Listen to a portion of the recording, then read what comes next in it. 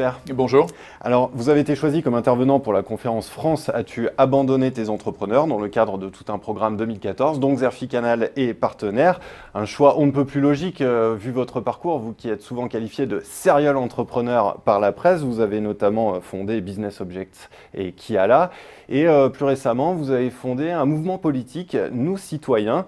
Alors, pour entrer dans le vif du sujet, quand vous entendez Manuel Valls dire « My government is pro-business », quand vous voyez cette standing ovation qu'il reçoit à l'université d'été du MEDEF, est-ce que vous ne vous dites pas quelque part l'image des entrepreneurs elle est en train de changer dans la classe politique?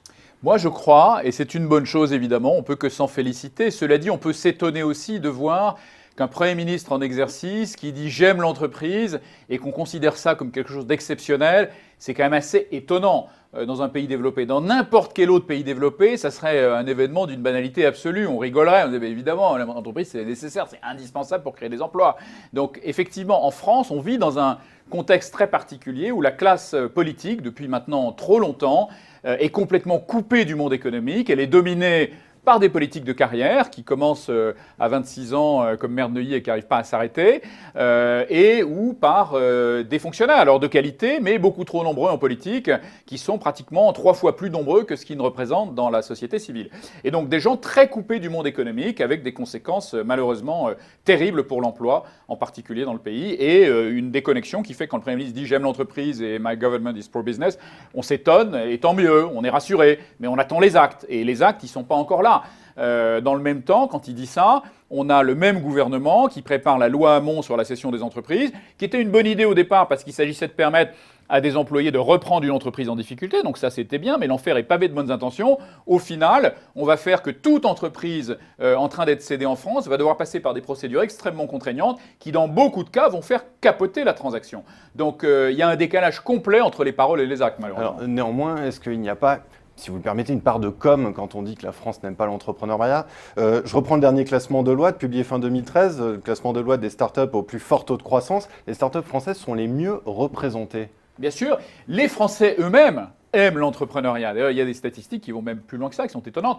Il y a une vingtaine d'années, il n'y avait que 2% des Français qui voulaient créer l'entreprise. Aujourd'hui, c'est 20%. On est à des taux qui sont très supérieurs à des pays pourtant très entreprenants comme les États-Unis. Donc les Français, ils aiment les entrepreneurs et ils aiment l'entreprise. Le problème, c'est les dirigeants politiques qui sont complètement coupés de la réalité et qui vont créer un environnement qui est totalement inadapté. Où très souvent, on est très schizophrène. Ils sont très schizophrènes. C'est-à-dire qu'un entrepreneur qui démarre, alors c'est la jeune pousse, il est très protégé, très encouragé, mais dès qu'il a réussi, c'est un salaud de riche. Et on va lui taper dessus, il va se retrouver avec une fiscalité démentielle, il faut bien le dire.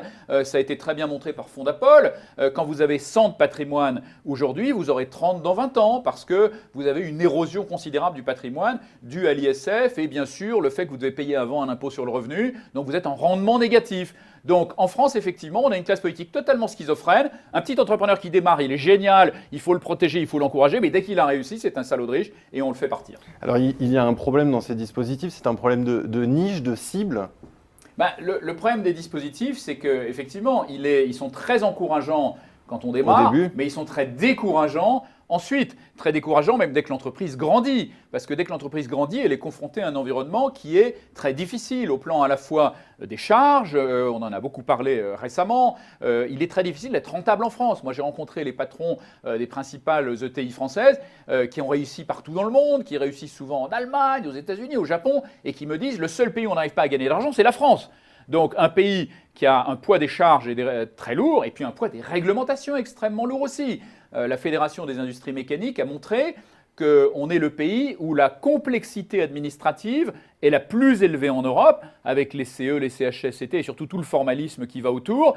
On est 4 fois au-dessus, 4 fois plus cher et plus lourd que le deuxième du classement qui est l'Italie.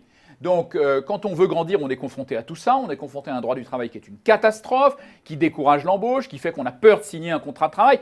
Donner une chance à un jeune aujourd'hui, l'embaucher dans son entreprise, c'est prendre un risque sur la survie de l'entreprise. Si ça ne se passe pas bien, on va se retrouver au prud'homme où on va perdre à tous les coups et payer des centaines de milliers d'euros de pénalités, on risque de disparaître. Donc c'est ça le problème du pays. C'est qu'effectivement, au début, alors on va encourager, mais dès qu'on commence à se développer, on est confronté à un environnement qui est terriblement hostile. Et quand on a réussi, alors là, j'en parle pas, on est obligé de quitter le pays parce que le montant des prélèvements est tel qu'on est en rendement décroissant. Alors, quelle est selon vous la mesure à défaire d'urgence ? d'urgence? Mesure à défaire d'urgence, c'est bien sûr la mesure amont sur la cession des entreprises, qui encore une fois partait d'un bon principe, mais qui est une absolue catastrophe, qui va faire qu'il n'y aura plus d'investisseurs étrangers en France. Parce que quand le débouclage est très compliqué et très risqué, ce qui sera le cas, il n'y aura plus personne pour investir de l'argent dans une entreprise française qu'on aura beaucoup de mal à vendre. Donc c'est un vrai sujet, il faut défaire d'urgence cette mesure. Est-ce que vous considérez que c'est un problème quand nos pépites se font racheter par un groupe étranger? Non, absolument pas. Ce n'est pas du tout un problème.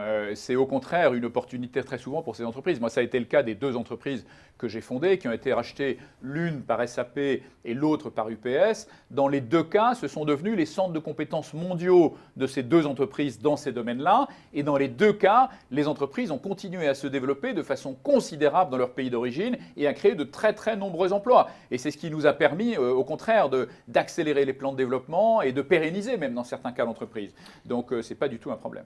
Eh bien, Denis Père, je vous remercie pour cet éclairage. Je rappelle que vous êtes fondateur du mouvement politique Nous Citoyens. Merci d'être venu sur Xerfi Canal. Merci beaucoup.